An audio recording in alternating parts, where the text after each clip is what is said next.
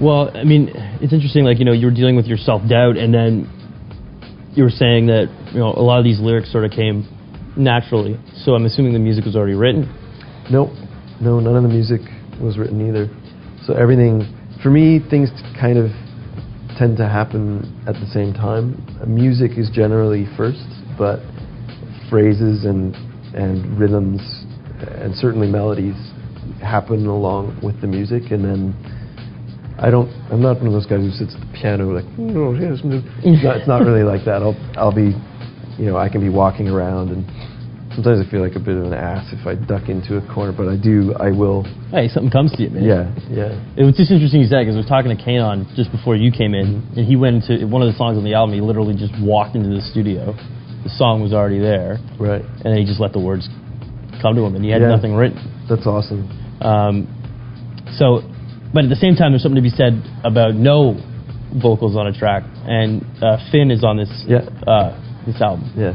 And that's the first time you put an instrumental song on a record? Yeah, I mean, I've done some music for films, for a couple of documentaries, and also when I'm involved in production sometimes of other people's music, I feel strangely that I'm making instrumental music, and the voice is an instrument, because I don't have to really focus on lyrics as a producer. If something bugs me and the artist I'm working with is cool with it, I will speak with them about lyrics. But often, frankly, the people that I've worked with are really brilliant lyricists, so it hasn't been an issue. So I'm able to entirely focus on music. But yeah, this, it just seemed like just a little kind of frolic in the French countryside. Well, it totally is. It's like a 2-minute song. Yeah. And it has the very movie score feel to it. Yeah. There's been interest in it, right?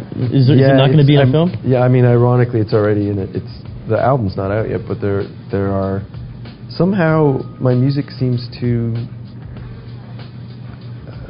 be cinematic to people, which is great. If it conjures up images, or if people can associate images with it, it's great. But yeah, so that's already in a film in France, actually. Well, it's totally like a soundtrack to people's lives, right? I hope, maybe.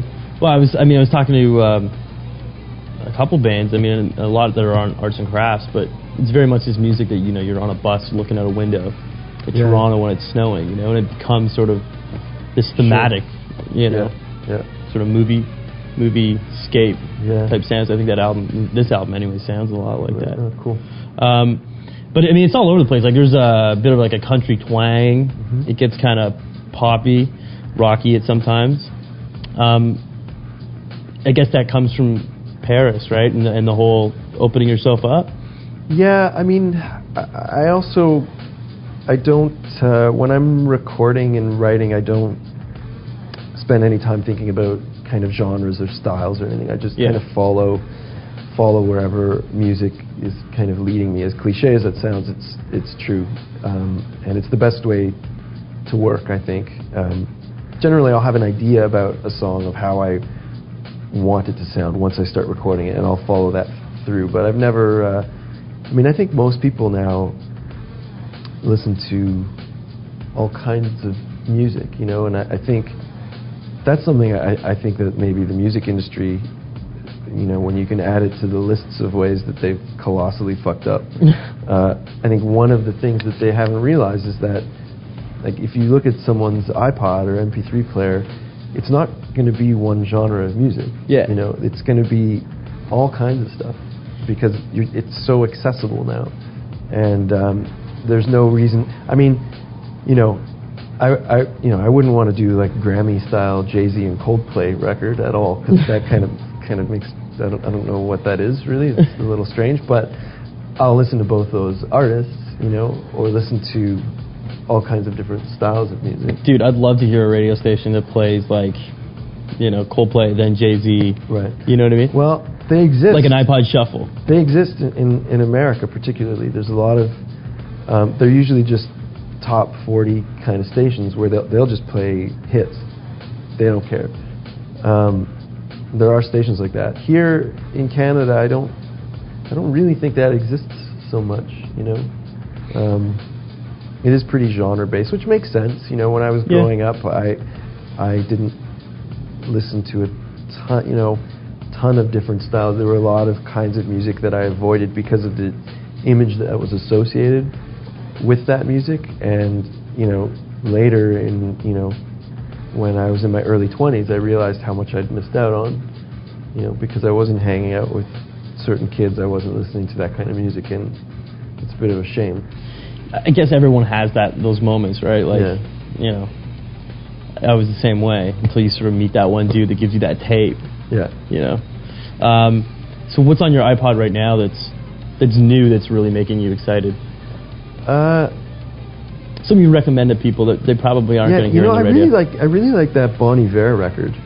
Yeah. I think that's an awesome record. And there's this guy, a local guy who plays in the Arkells, who's also a solo musician named Dan Griffin, and he also made an amazing record. So I've been listening to that quite a bit.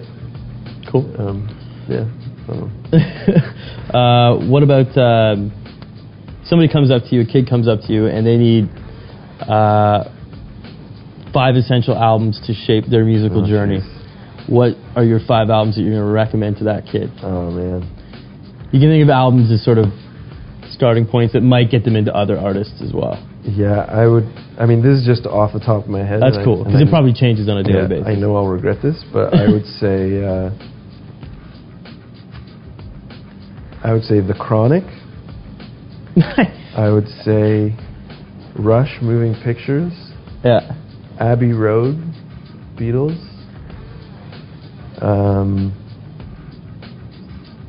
That's 3. Harvest, Neil Young. And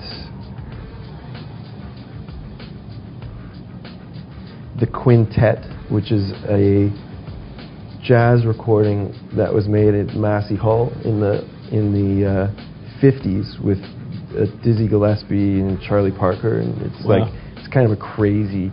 Everyone in Toronto's kind of heard of this recording, and no one's heard it because it was just a bootleg. But you can find it now, and it's ridiculous. It's so ahead of its time, crazy, and the audience is amazing. It's Massey Hall, and it's one of those things that's just like, what a like a lot of kind of jazz people consider that to be the best live jazz recording of all time. Those are 5. It's well-rounded. It's pretty diverse. I like that Dr. Dre was number 1 on the list. Yeah. I mean, look, these are all, to me, those have all been really important records, and all for different reasons. But it's just, those records are just all extremely musical, you know? Totally. Cool. Howie Beck. Thank you, dude. Thanks. Sorry. Oh, yeah, right.